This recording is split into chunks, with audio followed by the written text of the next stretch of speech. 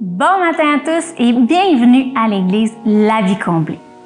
C'est un plaisir de vous voir ce matin. C'est maintenant le temps de sortir votre agenda afin de pouvoir être à l'affût de tout ce qui se passe à l'Église cette semaine.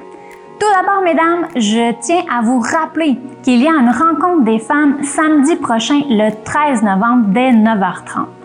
Donc, si vous ne vous êtes pas déjà inscrite, il est important de le faire parce que sinon, vous allez manquer quelque chose d'exceptionnel.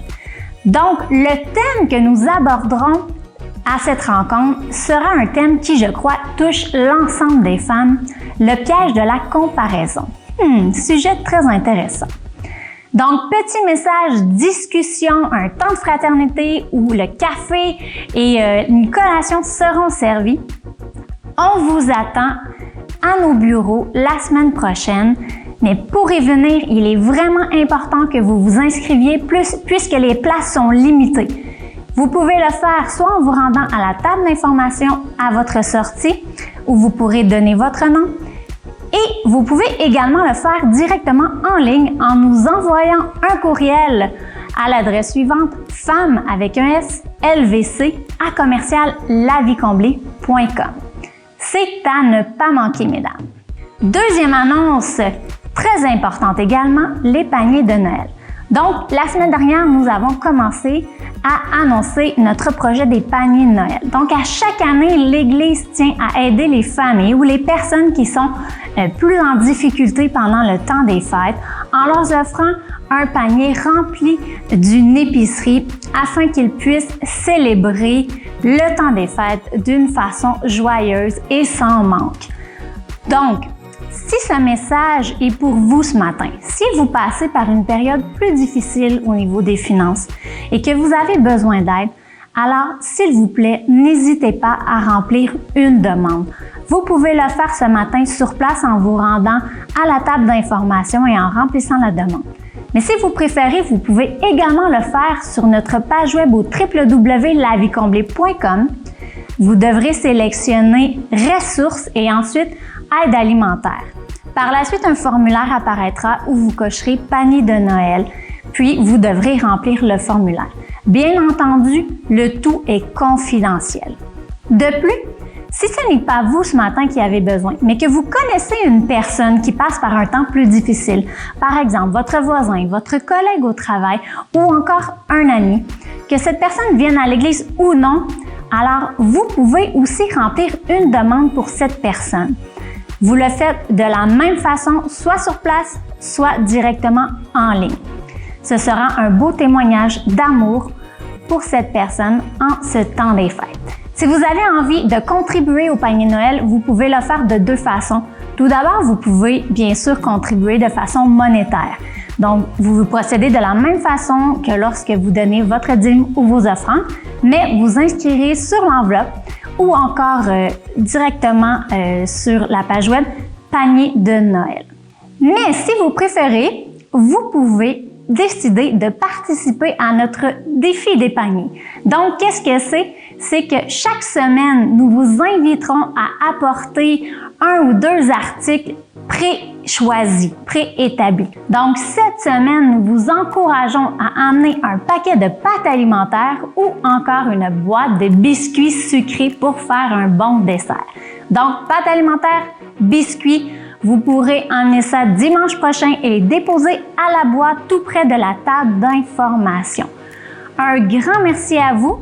Il y a eu beaucoup d'informations ce matin sur les annonces, mais tout au long de la semaine, vous pourrez revoir toutes ces infos sur notre page Facebook, donc n'hésitez pas à aller voir. Merci et bonne réunion. Oui, en effet, c'est beaucoup d'annonces, mais important. Et je vous félicite parce que j'ai déjà vu beaucoup de denrées qui ont été apportées, des boîtes de céréales, et j'ai regardé, j'ai pas vu de beurre de peanut ou de patates. Donc, une bonne main d'applaudissements pour tout le monde. Vous avez été sages. C'est bon, ça. Et donc, trêve de plaisanterie ce matin. Je vais vous présenter tout de suite notre invité spécial, que je ne sais pas trop comment le présenter même, parce que pour moi, il représente tellement beaucoup de choses différentes. C'est un ami, c'est un un mentor. C'est mon partenaire de golf aussi, très important.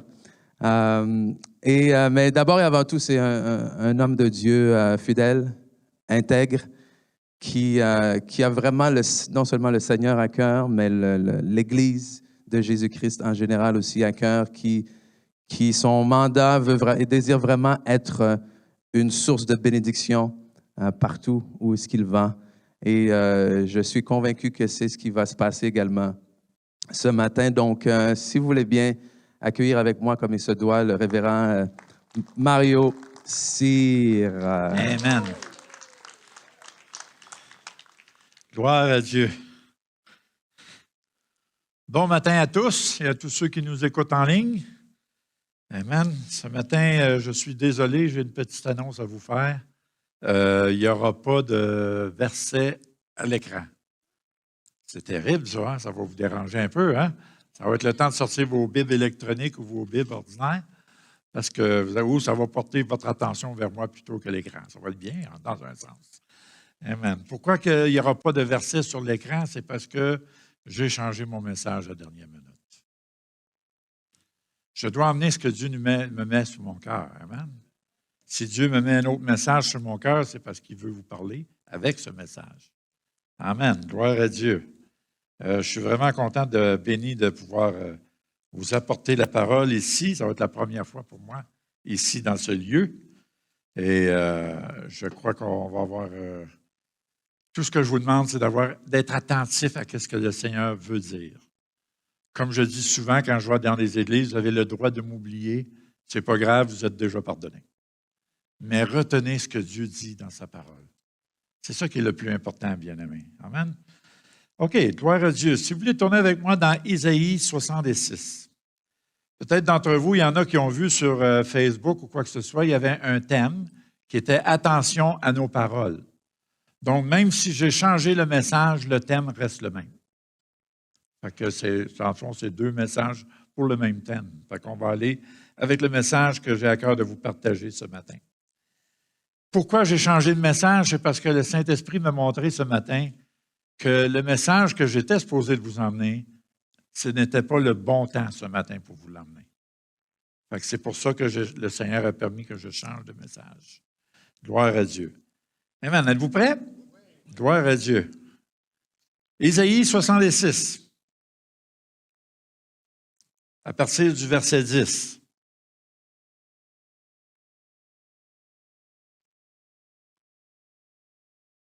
Ça commence ici au verset 10. « Réjouissez-vous avec Jérusalem, faites d'elle le sujet de votre allégresse. » Jérusalem, en réalité, représente l'Église, bien-aimés. Et de toute façon, Jérusalem est le berceau de l'Église. Et Jérusalem, pour moi, ici, dans le texte qu'on va voir, dans le contexte que je vais vous emmener ce matin, ça représente que Dieu est en train de s'adresser à l'Église. Et il dit en partant ici, à partir du verset 10, « Réjouissez-vous avec Jérusalem, faites d'elle le sujet de votre allégresse. » Ça veut dire, réjouissez-vous avec l'Église en général. Vous êtes dans une Église, nous formons une Église ici, et le Saint-Esprit nous demande de se réjouir ensemble. C'est important, bien-aimés, de se réjouir plutôt que de se plaindre, n'est-ce pas? Parce que vous le savez comme moi, on pourrait prendre beaucoup de versets dans la parole de Dieu en ce qui concerne ceux qui se plaignent. Mais on n'ira pas là pour le moment. Ce matin, on va se concentrer justement sur le fait que Dieu veut qu'on se réjouisse avec l'Église. Vous pouvez rentrer ici à tous les dimanches matins et vous plaindre de l'Église. Vous pouvez peut-être être à la maison et vous plaindre de l'Église. Mais vous savez que Dieu voit nos cœurs et connaît nos moindres pensées. Il sait ce qu'on pense en toutes choses. Donc, à quelque part, bien-aimés, il faut faire attention à nos paroles. Faire attention à qu'est-ce qu'on pense, qu'est-ce qu'on juge et qu'est-ce qu'on critique concernant l'Église. N'oublions jamais, quelle que soit l'Église appartient à Dieu. Et si on touche l'Église, on touche Dieu. C'est important. Donc ici, il nous dit, « Réjouissez-vous avec Jérusalem, faites d'elle le sujet d'allégresse. » Donc ça veut dire, avec l'Église, on serait supposé de faire un sujet d'allégresse, bien-aimé. Ça veut dire, chaque fois qu'on se voit, on devrait se réjouir. Avoir du plaisir de se voir, de se rencontrer et de pouvoir glorifier et de venir adorer le Seigneur. Amen. Si tout le monde ici ce matin, vous venez avec cette même attente, dans la présence de Dieu, pendant la louange, et vous avez tous le même cœur. Et ça se peut-tu qu'il puisse se passer quelque chose? Oui.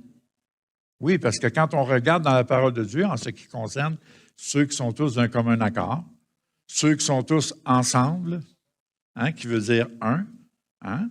Donc, ça veut dire, si on vient tous dans un même accord, de venir louer et adorer Dieu, de toute façon, bien-aimés, le dimanche, c'est supposé d'être un temps de célébration. On est supposé de se réunir pour célébrer Dieu, adorer Dieu et recevoir ses instructions. Amen. Si on a tous cette attitude-là, bien-aimés, il y a des grosses chances qu'on puisse voir de plus en plus la puissance de Dieu se manifester au milieu de nous. Amen. Gloire à Dieu. Si on va voir dans Romains, le chapitre 15, le versets 9 et 10.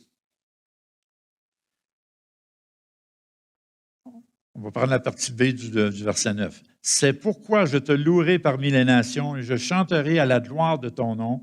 Il est dit encore, nations, réjouissez-vous avec son peuple. » Donc, il nous est recommandé de se réjouir ensemble, le peuple de Dieu, de se réjouir. Et après ça, il dit, « Célébrez-le, vous tous, les peuples. » Isaïe dit aussi, « Il sortira d'Isaïe un rejeton qui se lèvera pour régner sur les nations espéreront en lui. » Et on sait que c'est déjà arrivé, c'est déjà accompli. Mais qu'est-ce qu'il dit ici? Nous devons nous réjouir ensemble en tant que peuple de Dieu.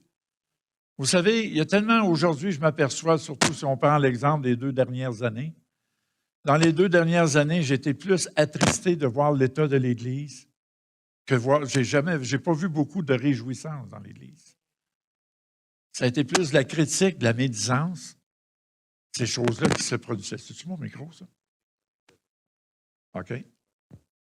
C'est ça qui accrochait? OK. Bon. Donc, quand on pense à cela, bien-aimés, je vais vous donner un exemple. Peut-être le fil en arrière, quelque chose de même. Ça ne sera pas long. Il devrait être correct. Bon, correct. Bon. On ne se laissera pas distraire par ces choses-là. Amen. L'ennemi vient pour distraire, mais nous, on regarde à Dieu. Gloire à Dieu. Donc, on voit ici qu'il nous parle de se réjouir en lui et de faire de l'Église un sujet d'allégresse. Vous savez, bien-aimés, il y a tellement de choses qui se passent dans le monde. On le sait qu'il y a des choses qui se passent. On le sait qu'on approche de la fin des temps. On peut spéculer sur tout ce qui se passe.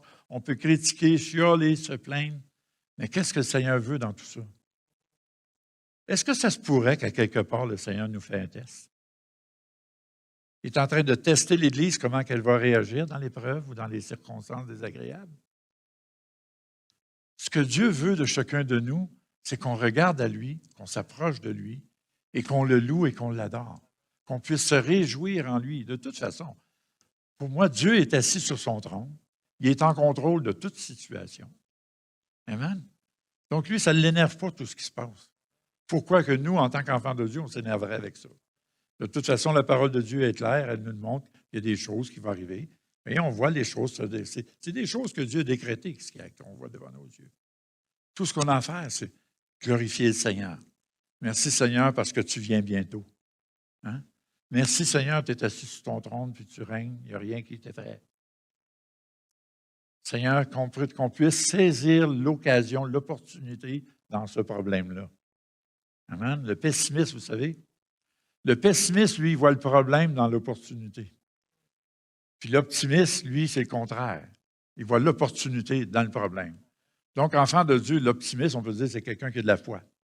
Si nous avons de la foi, bien-aimés, on devrait profiter de cette occasion-là pour glorifier le Seigneur, demander au Seigneur ce qu'il veut qu'on fasse dans ces temps-ci.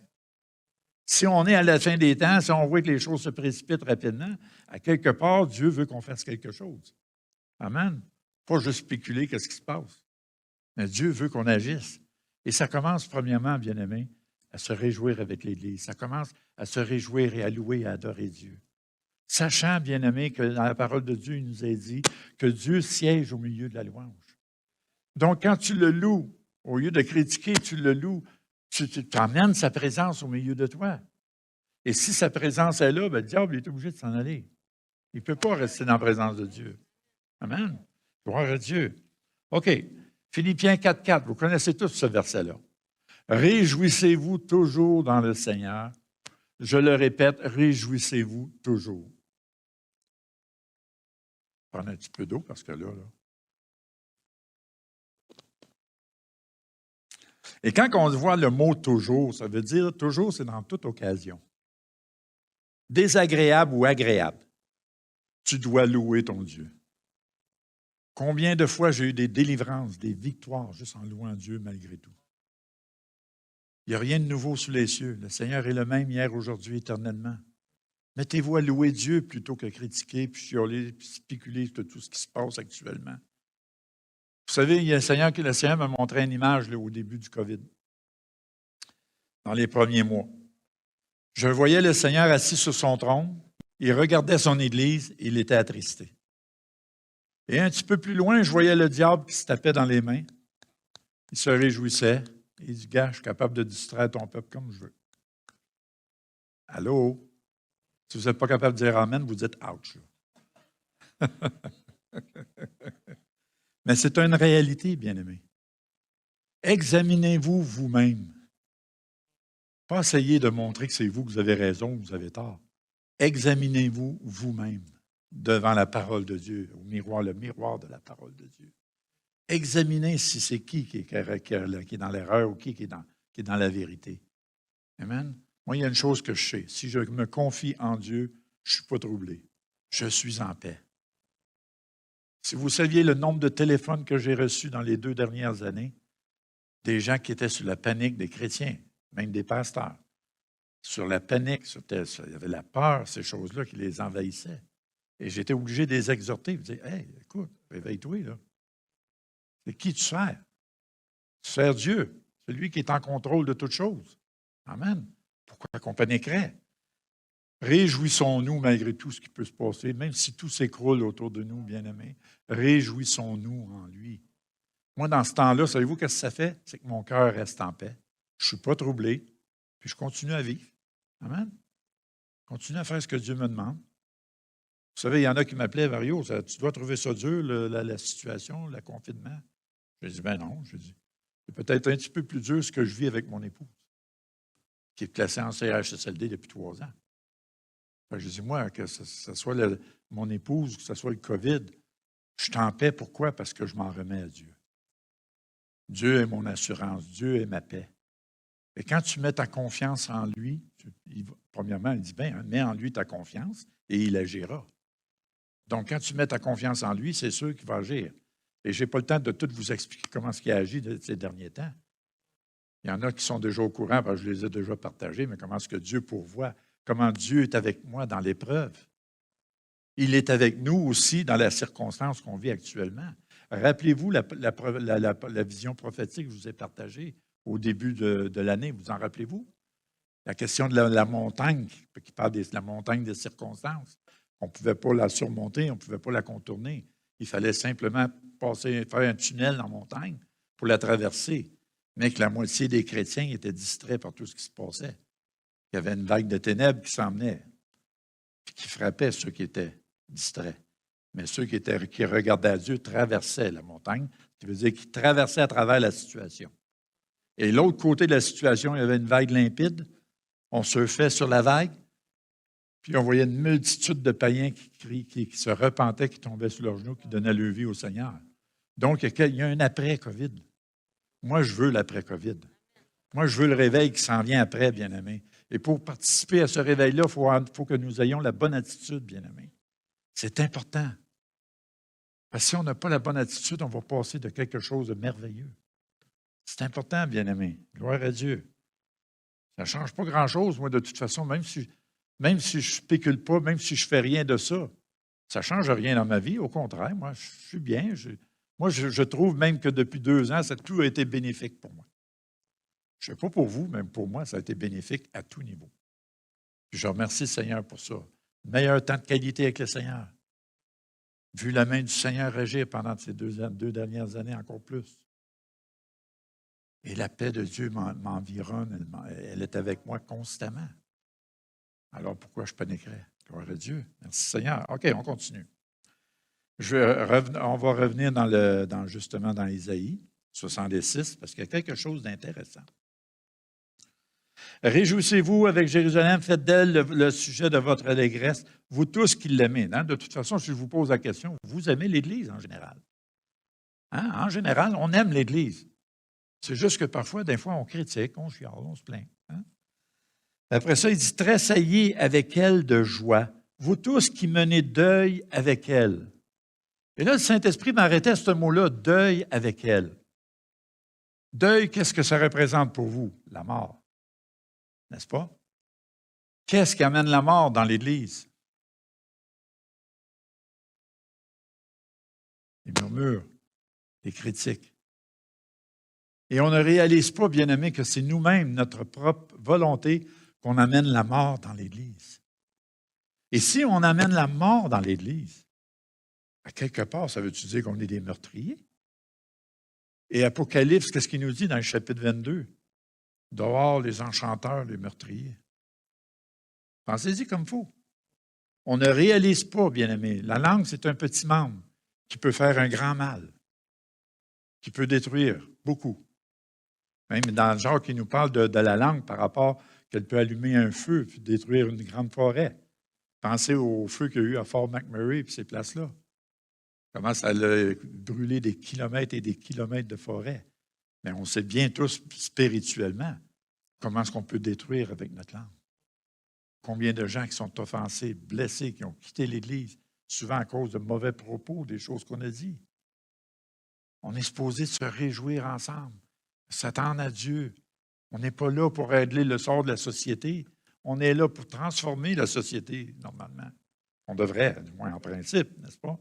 Fait qu'il dit, vous tous qui menez deuil sur elle. Quand on pense à ça, bien-aimés, moi, ça m'a fait réfléchir là-dessus. Quand j'ai vu ça, vous tous qui menez deuil sur elle. Ce qui veut dire, bien-aimés, à quelque part, on est tous responsables de notre langage, de nos paroles. Et nous devons faire attention à cela. Et quand je vous parle de cela, ça me concerne autant que vous. Combien de fois j'ai été obligé d'aller devant le Seigneur et me repentir parce que, Seigneur, j'ai trop parlé encore. Ah, Seigneur, je n'aurais pas dû dire ça. Ah, Seigneur, pardonne-moi pour mes pensées que j'ai eues ces derniers temps. Est-ce que vous me suivez? Ça vous arrive tous. Ça nous en arrive, ça arrive tous. On est tous des êtres humains. Venez pas me dire que ça ne vous arrive pas, c'est impossible. Ça nous arrive tous. Mais ayons assez d'humilité pour demander pardon à Dieu. Puis demandons au Seigneur qu'il nous donne la force, le courage, l'ardiesse de ne pas recommencer. Mais ça va arriver. On va peut-être recommencer.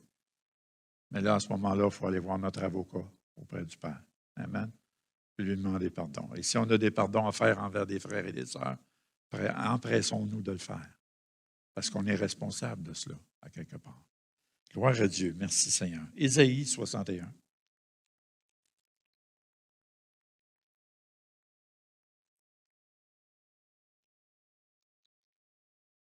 Non, bon,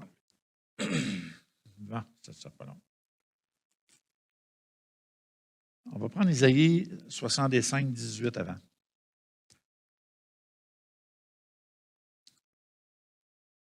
Il dit, « Réjouissez-vous plutôt et soyez toujours dans l'allégresse à cause de ce que je vais créer, car je vais créer Jérusalem, on parle de l'Église, pour l'allégresse. » Dieu a créé l'Église pour l'allégresse. Et le Saint-Esprit me montrait quelque chose pendant la louange tantôt. Et le Seigneur, il dit, « Dis à mon Église que je viens bientôt les visiter. Dis à mon Église que je vais envoyer ma pluie sur cette Église. » Et je voyais un nuage au-dessus de vous. Et c'était seulement des petites gouttes qui tombaient. Et à mesure que la majorité levait leurs mains dans les airs, la pluie augmentait. On parle ici d'une adoration, de regarder à Dieu, de l'adorer, de le louer. Est-ce que vous me suivez? Le Saint-Esprit me montrait que si tous d'un commun accord, on arrive à cette unité de le louer, de l'adorer, de lui donner toute la gloire qui lui revient, Dieu nous promet qu'il va envoyer la pluie. Et si vous vous rappelez, j'ai fait rappeler justement à votre pasteur ce matin une parole que j'avais donnée ici aussi, concernant que l'eau montait ici dans le il y en a qui s'en rappellent, que l'eau montait, elle montait tellement haut, à un moment donné, il fallait qu'elle sorte, puis là, le courant nous emmenait. Il nous emmenait sur un bord d'un rivage où il y avait un autre bâtiment.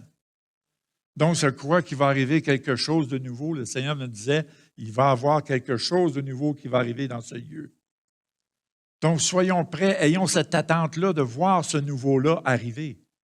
Vous faites le choix. Vous savez, la vie chrétienne, c'est toujours un choix. On peut se plaindre, on peut critiquer, ou bien on dit, moi, je regarde à Dieu, puis je m'attends à Dieu. On fait face à un choix aussi. On peut avoir des attentes que les choses que Dieu promet vont s'accomplir. Ou bien on continue à se plaindre de tout ce qui se passe, et qu'on n'est jamais satisfait, jamais content. C'est un choix qui nous appartient, bien-aimés. Un jour, on va tous comparaître devant le tribunal de Christ, puis on pourra pas dire, c'est la faute de Pasteur Ken.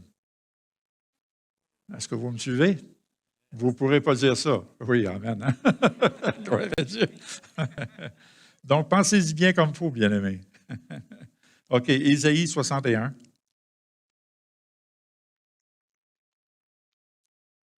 Le verset 3.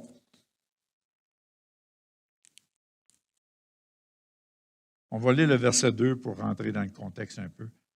Pour publier une année de grâce de l'Éternel et un jour de vengeance, notre Dieu, pour consoler tous les affligés, pour accorder aux affligés de Sion, pour leur donner un diadème au lieu de la cendre, une huile de joie au lieu du deuil, un vêtement de louange au lieu d'un esprit abattu. Est-ce que vous croyez que le Seigneur veut qu'on reste dans l'abattement continuellement? Non. Il y a 3 ans, vous auriez pu me le dire, cet avertissement-là. Il y a 3 ans, j'ai été dans l'abattement. Il y a 3 ans, j'étais découragé, même au point de vouloir abandonner le ministère. Pourquoi? Parce que je venais d'apprendre la nouvelle pour mon épouse de la placer, où je n'avais pas le choix de la placer. C'était rendu trop difficile pour moi. Et en même temps que le médecin qui t'annonce qu'il reste 1 an à vivre. Ça m'a donné un choc et j'étais découragé. Mais le Seigneur a su me relever dans cette période-là. Amen.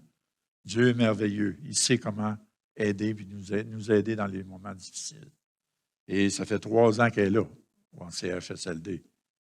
Mais je peux vous dire une chose, que je n'ai jamais autant été en paix que maintenant, que dans tous mes 41 ans de vie chrétienne. Et Dieu pourvoit miraculeusement au niveau financier. Il y en a qui connaissent ma situation. Il y en a qui connaissent comment Dieu a pourvu pour mes besoins.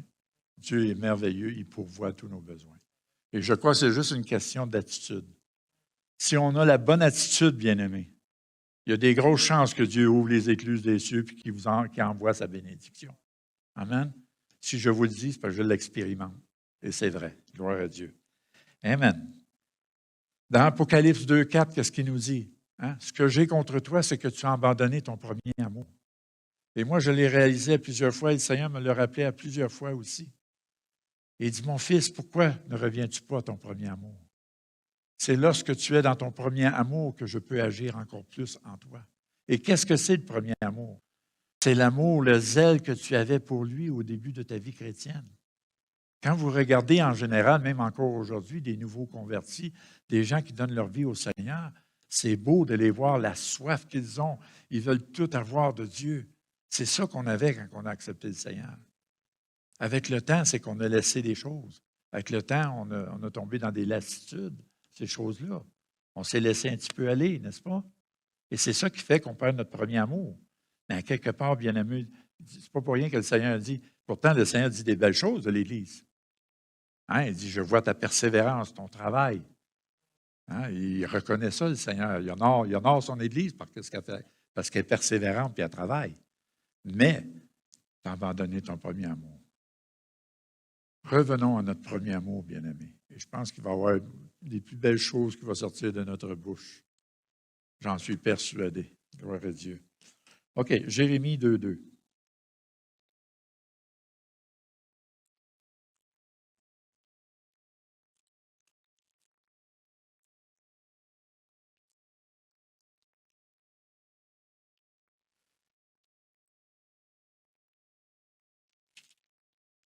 OK. Il dit, va écrire aux oreilles de Jérusalem, on parle toujours de l'Église, ainsi parle l'Éternel. Je me souviens de ton amour lorsque tu étais jeune, de ton affection lorsque tu étais fiancé. On parle du premier amour, là, ici. Hein? Il dit, quand tu me suivais au désert, les déserts représentent les épreuves, hein? Les sécheresses. Hein? Et moi, je n'ai pas de misère à croire que Dieu peut permettre dans sa volonté permissive que l'Église passe des déserts. Il y a une raison à cela. Qu'est-ce qui arrive quand tu es dans un désert? La soif. À un moment donné, tu as soif. Tu as besoin d'eau. Tu as besoin d'être désaltéré. Et je crois que Dieu, dans sa volonté permissive, peut permettre des déserts dans la vie de l'Église pour qu'elle puisse avoir soif et crier à lui. Il dit ici, quand tu me suivais au désert dans une terre inculte, Israël était consacré à l'Éternel. Il était les prémices de son revenu. Et tous ceux qui en mangeaient se rendaient coupables et le malheur fondait sur eux, dit l'Éternel. Bon, on va laisser faire ce petit bout-là. Mais comme il dit ici, il dit de ton affection lorsque tu étais fiancé. Est-ce que notre affection est encore là pour le Seigneur aujourd'hui? Avez-vous la même affection envers Dieu que vous aviez lorsque vous l'avez accepté dans votre vie? Voyez-vous, on n'en parlera jamais assez, comment est-ce qu'il faut revenir à notre premier amour. Et c'est un travail individuel. Vous pouvez l'entendre dans des prédications, vous pouvez le lire à maintes et maintes reprises dans la parole de Dieu, mais il en revient toujours que c'est notre responsabilité d'aller à notre premier amour, bien-aimés. Et ça va nous aider à avoir plus de transport d'allégresse. Ça va nous aider à rentrer dans l'Église puis vouloir louer et adorer Dieu. Et à se réjouir avec l'Église. Amen. Gloire à Dieu. Merci Seigneur. OK, on va aller voir maintenant Éphésiens 3,14.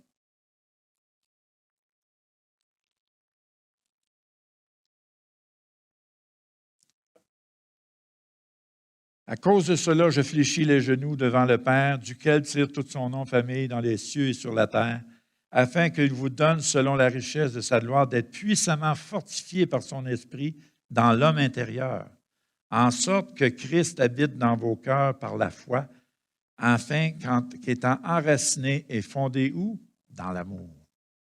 Et nous savons tous que Dieu est amour. Il est l'origine de l'amour. Et si nous allons à lui, nous nous attachons à lui, nous lui donnons la première place dans nos vies, on va être rempli de la plénitude de son amour aussi. Amen. Et ça va faire toute une différence. Gloire à Dieu. Merci Seigneur. OK. Ésaïe 60,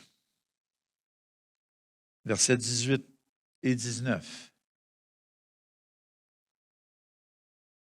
On n'entendra plus parler de violence dans ton pays, ni de ravages et de ruines dans ton territoire. Tu donneras à tes murs le nom de salut et tes portes celui de l'aide de gloire.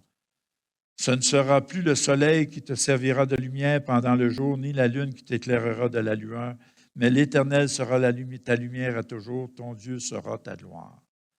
Je crois, pourquoi j'ai pris ce verset-là, bien-aimé, si vous partez au début du premier verset que j'ai commencé à vous dire, le fait qu'on sait que le Seigneur veut que son Église se réjouisse en lui, qu'il veut qu'on revienne à son premier amour, qu'on fasse attention à nos paroles, voici des bénédictions qui vont nous en suivre aussi. Il y a des choses qui sont très importantes ici. Si vous revenez dans Isaïe 66,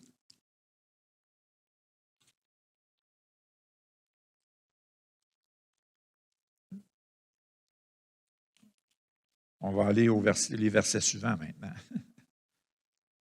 Ésaïe 66, à partir du verset 10 qu'on a lu. On va lire le verset 11. Voyez-vous, il nous suggère de se réjouir en lui. Vous tous qui portez deuil, ça veut dire qu'on a un travail à faire pour que le deuil disparaisse.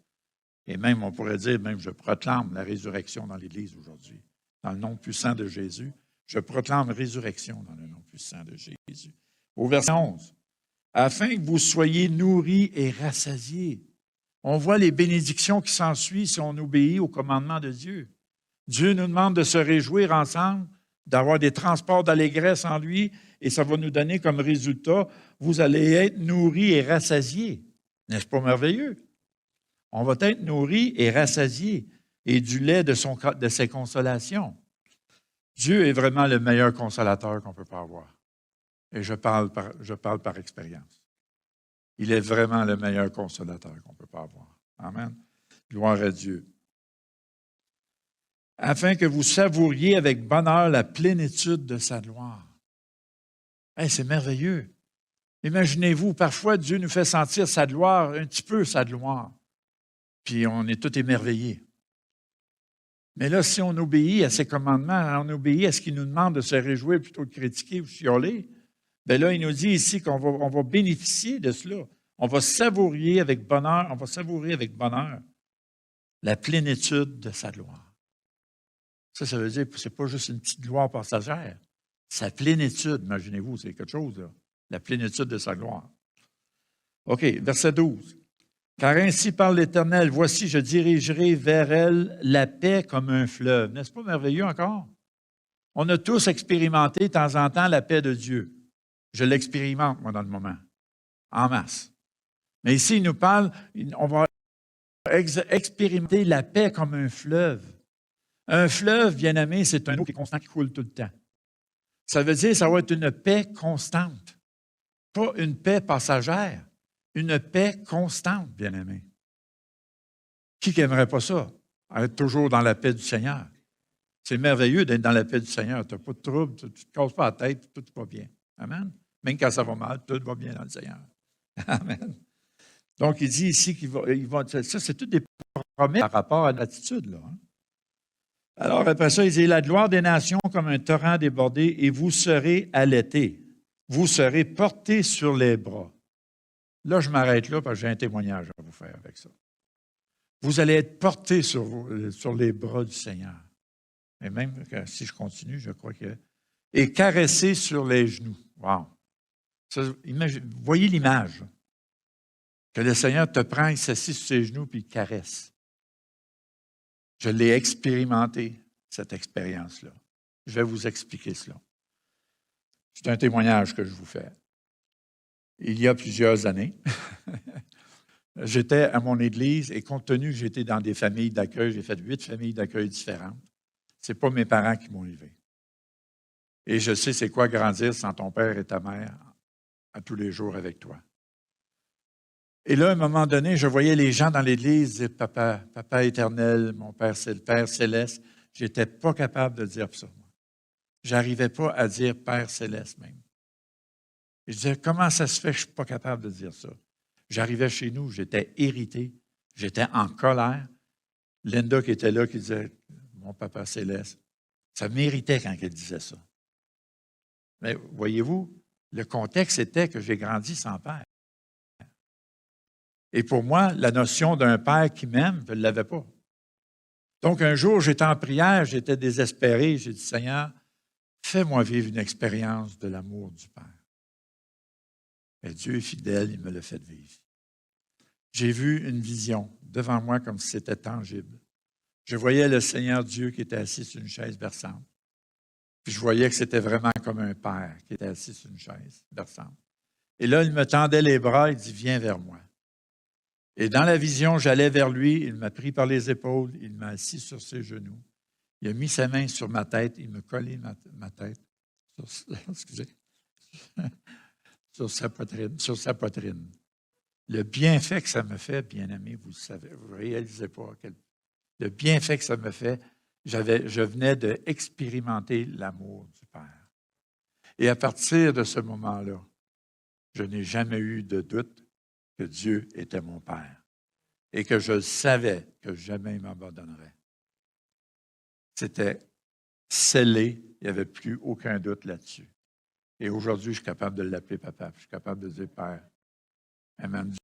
Dieu, si vous vivez des situations de même, gênez-vous pas de demander à notre Dieu, notre Père. Il va le faire. Amen.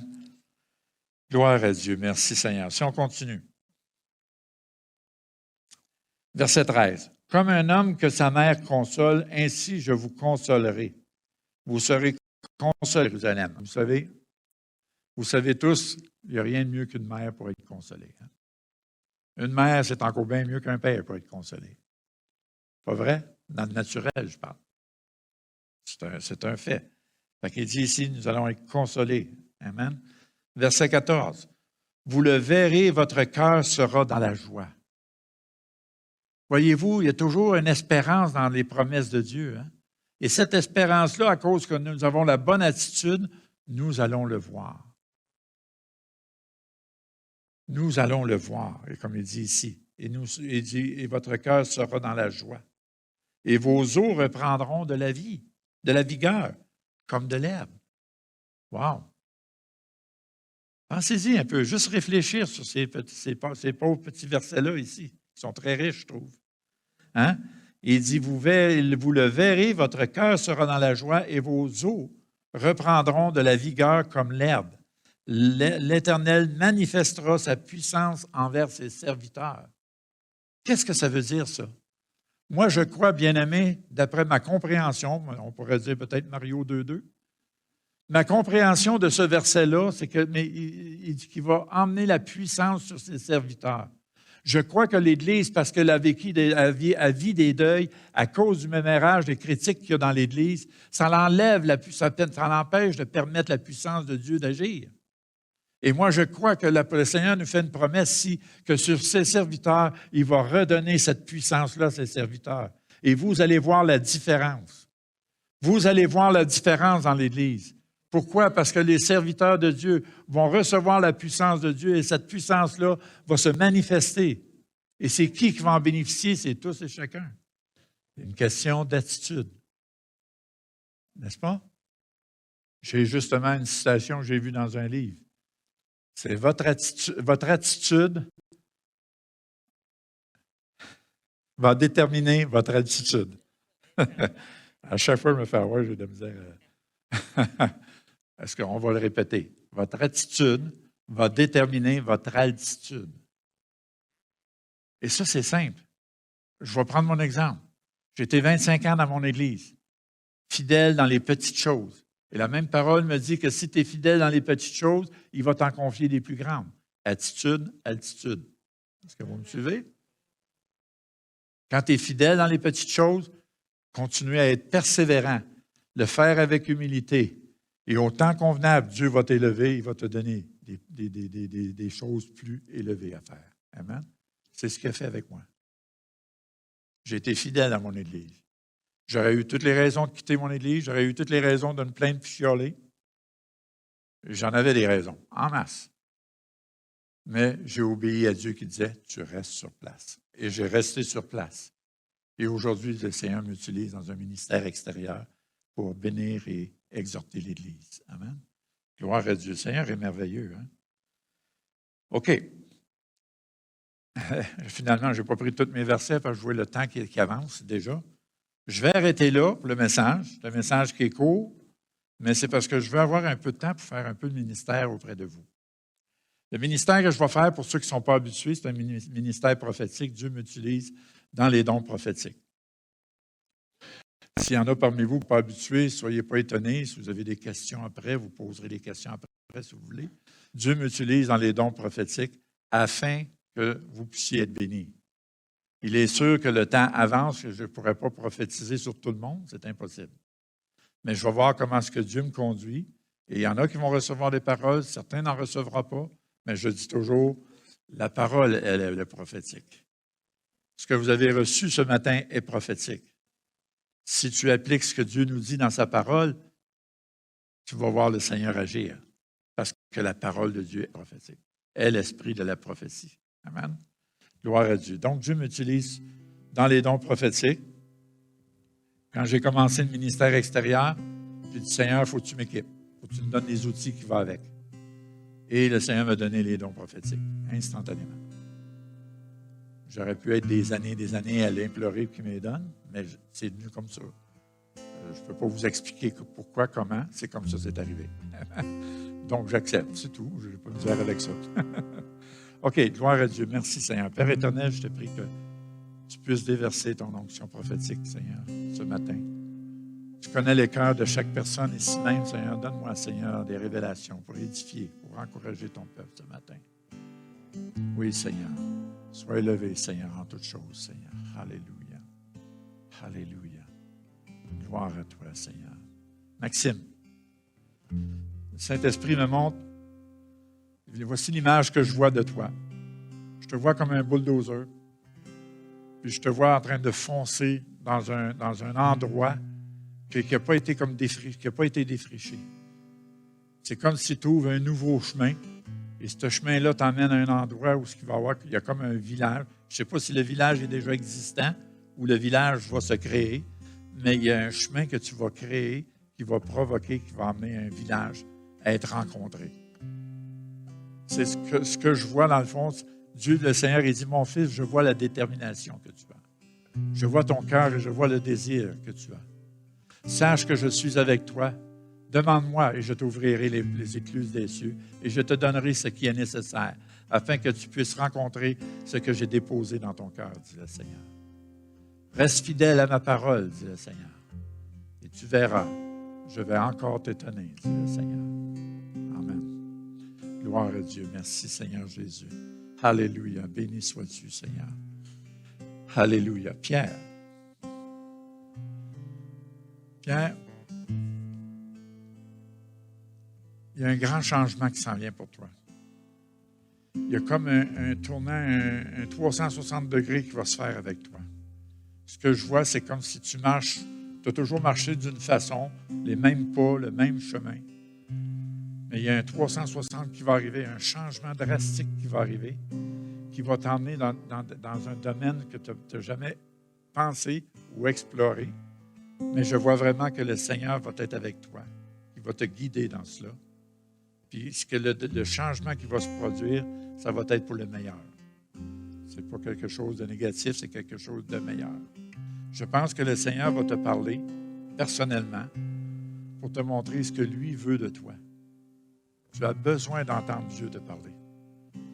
Plus que jamais. Parce que le Saint-Esprit me montre que tu marches avec ton raisonnement. C'est pas que c'est négatif, mais tu as besoin d'apprendre à marcher avec l'Esprit de Dieu. Et ce 360 degrés-là s'en vient pour toi. Et ça va être pour bientôt. Gloire à Dieu. Merci, Seigneur Jésus. Alléluia. Gloire à ton nom, Seigneur. Tu es merveilleux, Seigneur Jésus. Alléluia. Sois exalté, Seigneur, en toutes choses, Seigneur. Alléluia. Alléluia. Gloire à toi, Seigneur Jésus. Tu es grand, tu es puissant, Seigneur Jésus. Alléluia. Merci, Seigneur. Alléluia. Gloire à toi, Seigneur Jésus. Le monsieur qui est là en arrière. Oui, c'est ça, toi. Pourrais-tu te lever debout? Ça va être plus facile pour moi de distinguer, pour les autres aussi. Le Saint-Esprit me montrait que ne te laisse pas décourager par l'adversaire. C'est comme si je te voyais comme pas emprisonné, mais retenu par des choses qui te retiennent. C'est comme si tu n'as pas toute la liberté. Mais le Seigneur, il dit, commence à te réjouir en moi maintenant. Et tu verras, tu connaîtras la liberté des enfants de Dieu. Il y a une liberté qui s'en vient pour toi, mais tu dois apprendre à te réjouir à l'avance dans le Seigneur. Et Dieu va enlever ce qui est les obstacles dans ta vie. Il va éclaircir ton chemin, dans le fond. Donc, je vois vraiment une liberté qui s'en vient pour toi, mais il y a une question d'attitude. De louer ton Dieu, le remercier qui va emmener la différence et le changement dans ta vie. Amen. Donc, il y a un changement qui s'en vient pour toi aussi. Sois béni. Amen. Gloire à Dieu. Merci. Gloire à Dieu. Merci, Seigneur Jésus. Alléluia.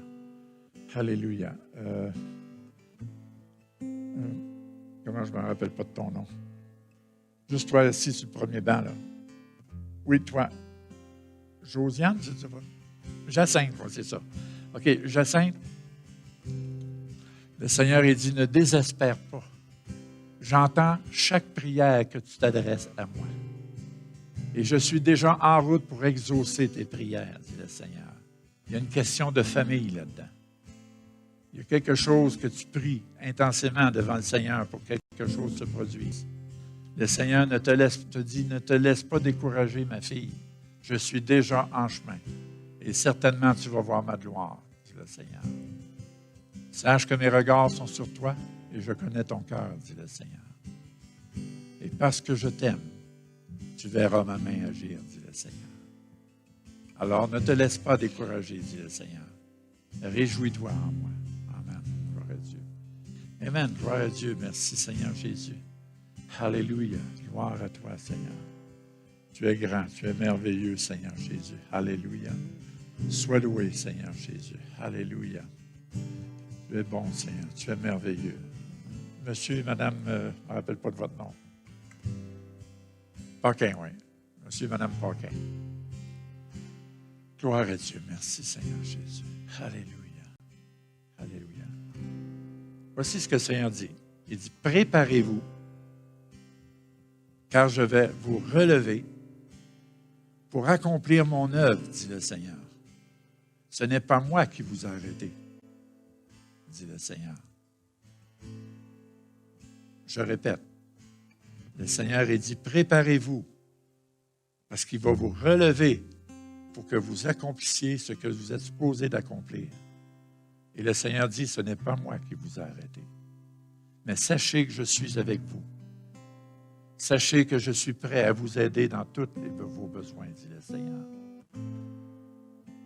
Faites-moi confiance et oubliez ce qui est en arrière, dit le Seigneur, car je vais me créer un chemin nouveau pour vous. Obéissez à ma parole et vous verrez ma gloire se manifester encore dans vos vies, dit le Seigneur. Amen. Gloire à Dieu. Amen. Merci Seigneur Jésus. Tu es merveilleux, Seigneur Jésus. Alléluia. Alléluia. Alexandra. Alexandra, le Seigneur dit, tu es précieuse à mes yeux. Sache que je vois tes yeux. Je vois ton cœur. Je veux dire, pas tes yeux, parce que moi, je vois tes yeux. Le Seigneur dit, sache que je vois ton cœur. Et je connais le cri de ton cœur aussi, dit le Seigneur. Ne t'inquiète pas. Je suis le Dieu de miracles. Et certainement, je vais faire le miracle que tu réclames, dit le Seigneur. Sache que tu es belle à mes yeux et je vais prendre soin de toi. Et je vais pourvoir à tous tes besoins et tes requêtes, dit le Seigneur. Continue à regarder à moi, à t'approcher de moi, car je vais t'étonner, je vais faire des grandes choses avec toi, dit le Seigneur. Amen. Sois béni. Gloire à Dieu. Merci, Seigneur Jésus. Alléluia. Tu es merveilleux, Seigneur Jésus. Alléluia. Gloire à Dieu. Merci, Seigneur Jésus. Alléluia. Luc et Annick. OK. Voici ce que le Seigneur dit. Il dit, parce que vous vous êtes résignés à accepter ma volonté, je vais dérouler le tapis rouge devant vous, dit le Seigneur. Et je vais vous bénir et multiplier mes bénédictions dans vos vies, dit le Seigneur. Et je vois quelque chose pour toi, que le Seigneur dit, ne t'inquiète pas, mon fils, j'ai déjà préparé quelque chose pour toi. Alléluia, alléluia, alléluia. Il y a quelque chose que tu t'attends de la part du Seigneur, ou t'espères que le Seigneur va intervenir. Puis le Seigneur, c'est pour ça qu'il te dit, ne t'inquiète pas pour ça. Il y a quelque chose qui t'attend déjà. Donc, ça veut dire, je pense que tu as juste à te réjouir en ce moment, en attendant que ça arrive. N'oublie pas ce que le Seigneur nous dit, qu'est-ce qu'il nous dit dans Éphésiens 2,10. Hein? Il dit, Dieu nous a créés pour des œuvres qu'il a préparées d'avance. Donc, continuez à marcher dans l'obéissance à Dieu. Et veut pas, vous allez vous enfarger dans qu'est-ce qu'il a préparé d'avance. Ça, c'est Mario 2,2. Mais il y a des grandes choses, des changements qui s'en viennent pour vous, juste à cause du fait que vous avez résigné. C'est comme si résigner veut dire que ça vous avez accepté. Même si on ne comprend pas toujours tout. Mais le fait que vous avez accepté, OK, Seigneur, tu veux qu'on fasse ça, on va faire ça. Être le fait de ce genre d'attitude-là, Dieu prend plaisir à ça, puis il dit, je vais bénir. Certainement, je vais bénir. Amen. Gloire à Dieu. Merci, Seigneur Jésus. Alléluia. Gloire à toi, Seigneur Jésus. Alléluia. Seigneur, tu es merveilleux. Alléluia. Gloire à toi, Seigneur Jésus. Alléluia. Alléluia. Gloire à toi, Seigneur Jésus. OK. OK. Ce que je vois là, c'est la famille Saint-Pierre. Je ne vois pas un en particulier, je vois vraiment les trois. Et le Seigneur, ce qu'il me montrait, c'était le mot réconfort. Je ressentais le mot réconfort. Puis je voyais comme le Seigneur mettre une doudou autour de vous autres. Une belle couverture douce. Puis le Seigneur a dit, je vais emmener un réconfort dans votre famille. Et ce réconfort va emmener une allégresse, dit le Seigneur. Le Seigneur a dit, ne vous inquiétez pas, je suis en contrôle. Je sais ce que je fais. Vous m'appartenez et vous m'êtes cher, dit le Seigneur. Alléluia. Gloire à Dieu. Je ressens même je ressens ce réconfort-là, cet amour-là que le Seigneur veut. Il veut vous réconforter ensemble, toute la famille. Donc, je m'attends que Dieu va faire quelque chose d'extraordinaire. Amen. Seigneur, je te prie que ta bénédiction repose sur eux. Et même, Seigneur, je proclame miracle, Seigneur, dans cette famille, dans le nom puissant de Jésus. Amen. Gloire à Dieu. Amen. Gloire à Dieu. Merci, Seigneur. Zach. Je m'en allais par là-bas, mais ta casquette jaune m'a attiré. Zach, le Seigneur t'a dit, prépare-toi, mon fils. Il y a quelque chose de merveilleux qui est en avant de toi que tu ne vois pas encore. Mais sache que je ne t'ai pas oublié. Et crois pas qu'il est trop tard, dit le Seigneur. Avec moi, il n'est jamais trop tard. Je sais ce que je fais avec toi. Il y a des temps de bénédiction qui s'approchent pour toi, dit le Seigneur. Et j'ai des projets d'avenir aussi pour toi, dit le Seigneur. Continue à me servir en toute simplicité, dit le Seigneur. Et tu verras, je multiplierai les bénédictions dans ta vie et je répondrai à tes prières, dit le Seigneur. Je connais ton cœur et tes désirs et certainement, je vais agir, dit le Seigneur.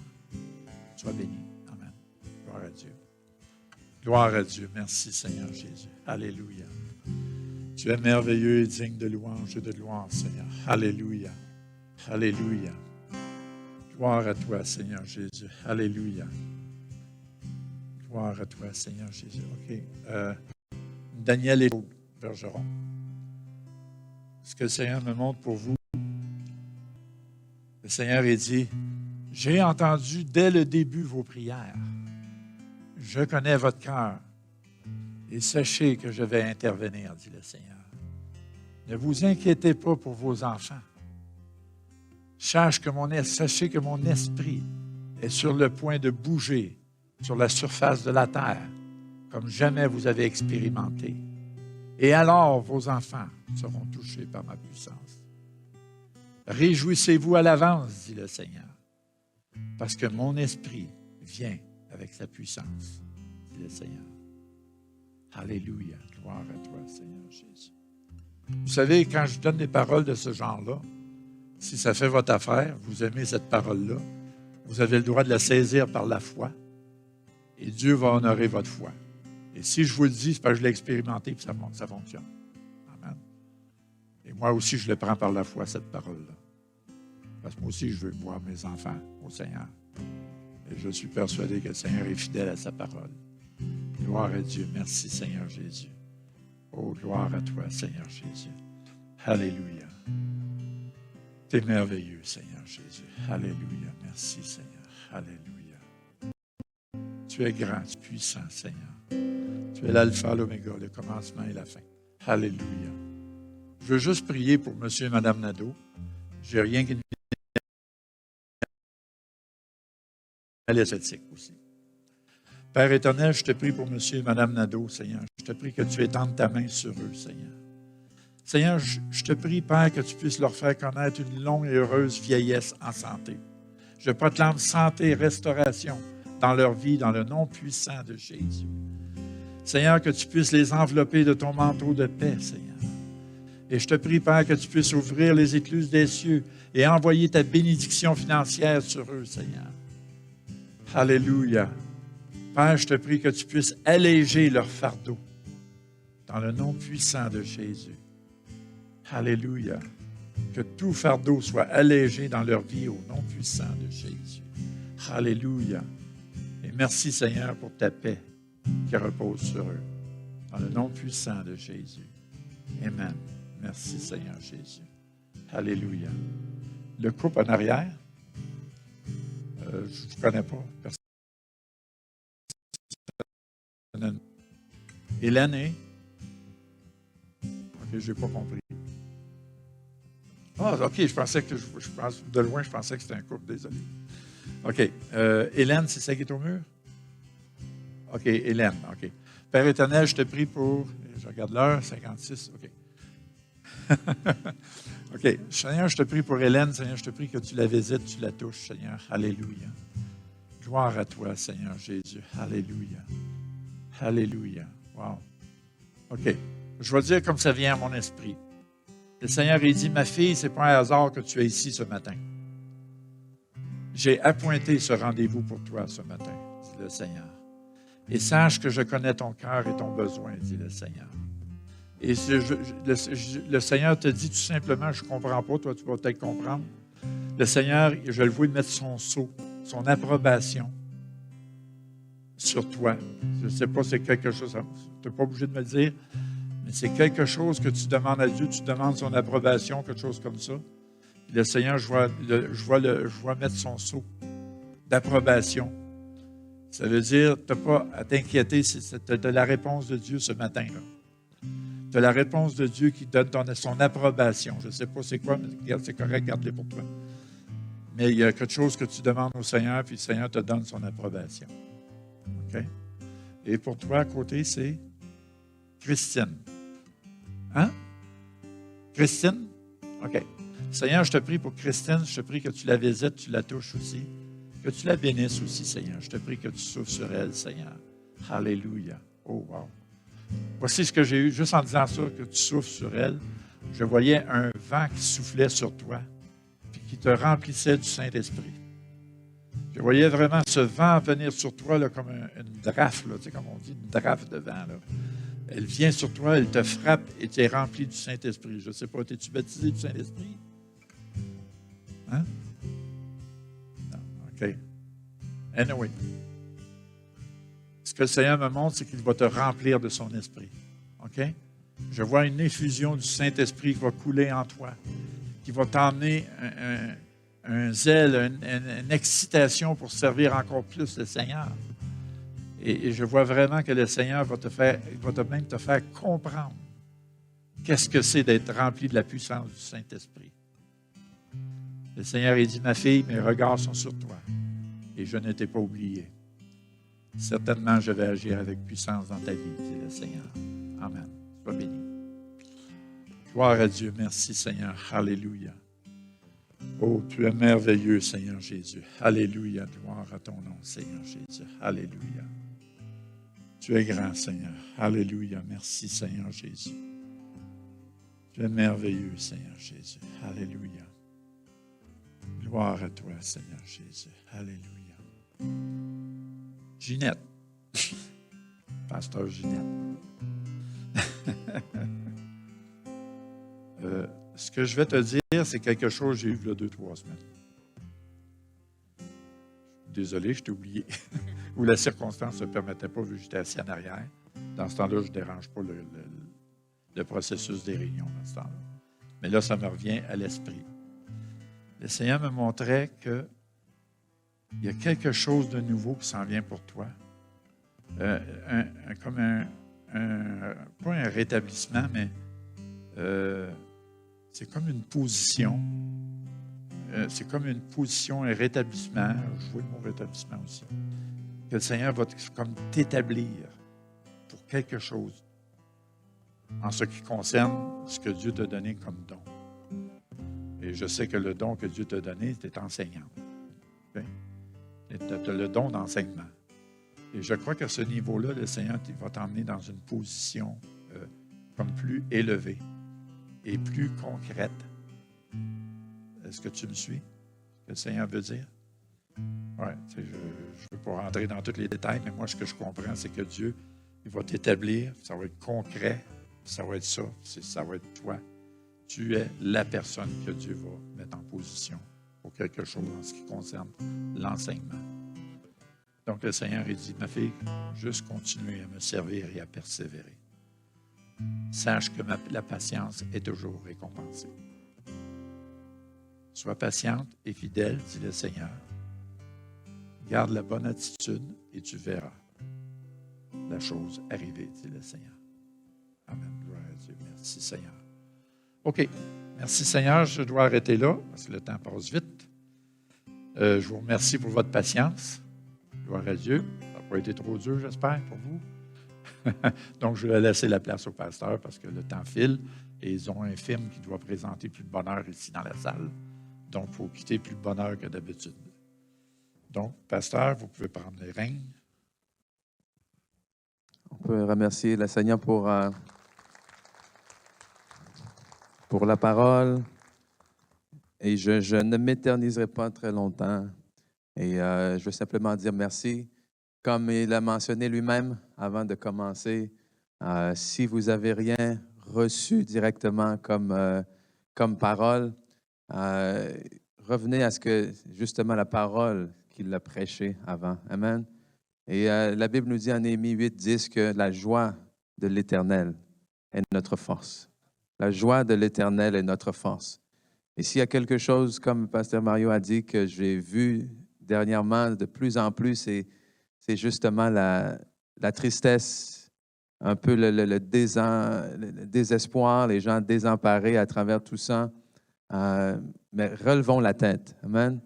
Relevons la tête, réjouissons-nous dans le Seigneur, parce que c'est cette joie-là qui est notre force, puis on va voir des belles choses, non seulement dans l'Église, mais l'Église, vous savez, l'Église, c'est qui? L'Église, c'est nous.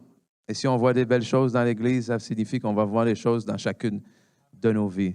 Amen.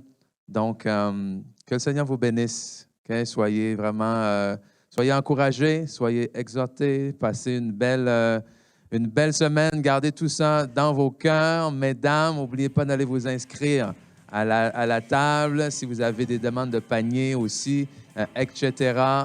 On vous aime. Bonne semaine tout le monde et à la semaine prochaine. Bye bye.